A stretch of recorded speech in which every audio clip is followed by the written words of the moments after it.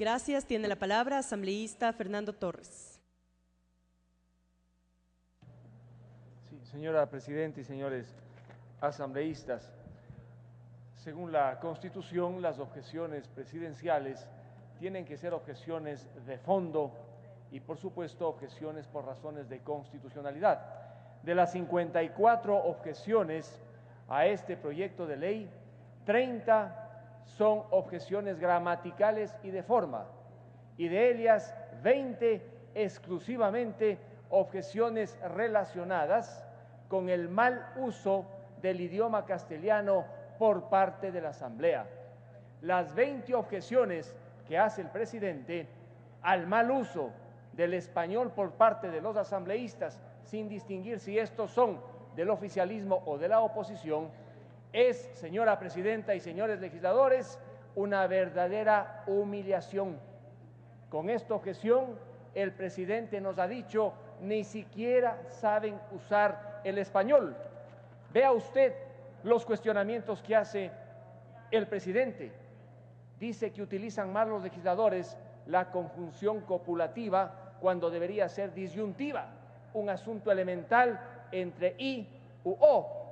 Igualmente, cuestiona el manejo de adjetivos. Nos habla del mismismo porque dice que esta asamblea utiliza el adjetivo en lugar del pronombre, y varias veces, no una sola vez. Igualmente, dice que esta asamblea ni siquiera sabe utilizar la palabra ambos para determinar el género frente al sujeto.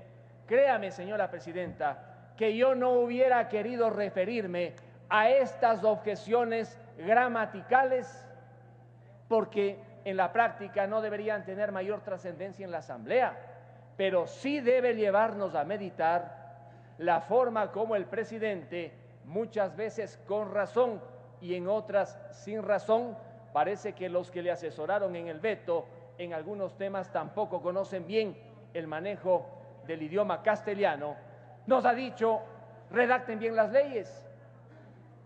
Yo hago un llamado entonces a la unidad, entiendo, de asuntos legislativos, para que en las leyes que esta Asamblea apruebe y sean remitidas al presidente de la República, se tenga todo el cuidado, porque una vergüenza como estas, la Asamblea no debe volver a pasar.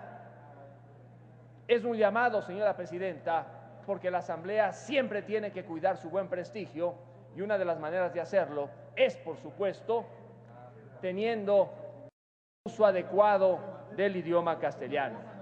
En cuanto a otras objeciones ya de fondo, sí me preocupa, por ejemplo, la objeción relacionada con el artículo 31 de la Ley de Compañías. ¿Cuánto discutimos en esta Asamblea y entre quienes discutimos, me cuento, sobre la manera como tiene que protegerse a quienes son titulares de acciones o de participaciones?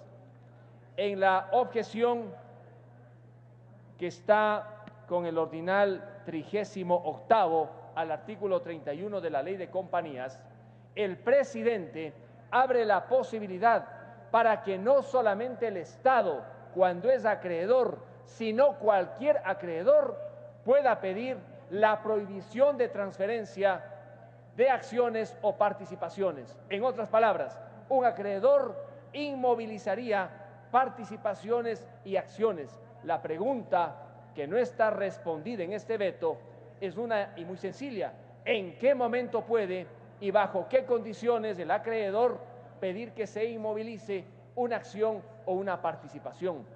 Está bien y es correcto lo que dice el presidente en cuanto al hecho de que solo se pueden embargar acciones de compañías anónimas, pero no se pueden embargar participaciones o cuotas de compañías de responsabilidad limitada. Ello es correcto, y esa es una de las grandes diferencias, porque algunos que quieren emprender o hacer negocios prácticamente constituyen una compañía de responsabilidad limitada y no una anónima. Tiene que ver con esto, que las participaciones de las compañías anónimas no están sujetas a embargo. En todo caso, tal como se presenta la objeción, existe la posibilidad que cualquier acreedor en cambio, inmovilice las transferencias de las participaciones de las compañías limitadas. Y ello sí es motivo de preocupación, porque en la objeción no se señala el procedimiento. Mejoraría esta Asamblea en mantener el texto inicial, no alienarse a la objeción e insistir en lo que inicialmente se aprobó.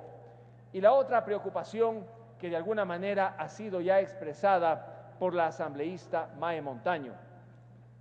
En las objeciones 30ª y 31ª, y anteriormente en la objeción primera y segunda, se le conceden demasiadas competencias a esta superintendencia, competencias para imponer sanciones desproporcionadas, y un mandato constitucional es que la sanción sea proporcional a la infracción, artículo 76, y no se cumple en la objeción propuesta por el presidente de la República. Y adicionalmente, en cuanto a las impugnaciones, se desarrolla la idea del recurso de revisión, pero se señala que si alguien presenta el recurso de revisión en la instancia administrativa, no logra con la presentación del recurso de revisión suspender la sanción, se ejecuta. Y da a entender la objeción que solamente se podría acudir a la jurisdicción contencioso administrativa una vez que el superintendente haya despachado y atendido el recurso de revisión. Y ello sí es preocupante, porque no hace falta agotarse la vía administrativa para poder recurrir directamente ante los jueces de derecho.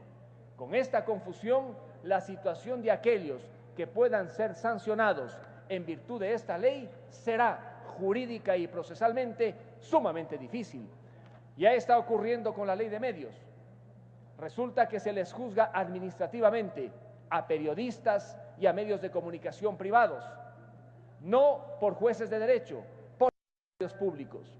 Se impone la sanción y tiene aquel sobre quien se ha impuesto la sanción que cumplirla, independientemente de que haya o no presentado un recurso judicial en el ámbito contencioso administrativo. Esta es una tendencia en el derecho administrativo de aquellos estados que no quieren reconocer que los funcionarios públicos, al imponer una sanción, sobre todo pecuniaria, normalmente caen en el ámbito de la arbitrariedad.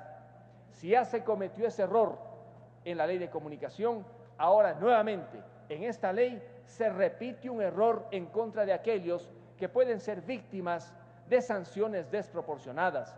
La actual ley del sistema financiero establece de manera saludable que si se presenta un recurso de revisión ante la Junta Bancaria, la sola presentación de ese recurso suspende las sanciones en el ámbito financiero. Ojalá con el nuevo Código Monetario y Financiero que está por discutirse no incorporen normas parecidas a las que ya existe en la Ley Orgánica de Comunicación y en esta nueva Ley del Mercado de Valores. Leyes que, si son aplicadas por servidores públicos que actúan al borde de la arbitrariedad, siempre conculcan derechos fundamentales de los ciudadanos y de los administrados. Por lo demás, me parece bastante bien y saludable que por lo menos la Comisión en 2 puntos haya pedido a la Asamblea que ésta ratifique lo inicialmente aprobado. Es impensable, como alguna vez mencionó el asambleísta Ramiro Aguilar, que un funcionario público obligue a declarar a terceros en un proceso administrativo. ¿Cómo puede un funcionario público convertirse en juez de derecho? Cuando uno está en un proceso judicial, el juez tiene potestades para obligar a que declaren a aquellos llamados a declarar, inclusive con el auxilio de la fuerza pública. Pero un funcionario administrativo, al contar con esta competencia, indudablemente que iría por el camino del abuso. Bien hace entonces la Comisión en solicitar que en este punto la Asamblea se ratifique. Y en el fideicomiso de garantía, sí me da muchísima pena que se excluya la compra y venta de automotores.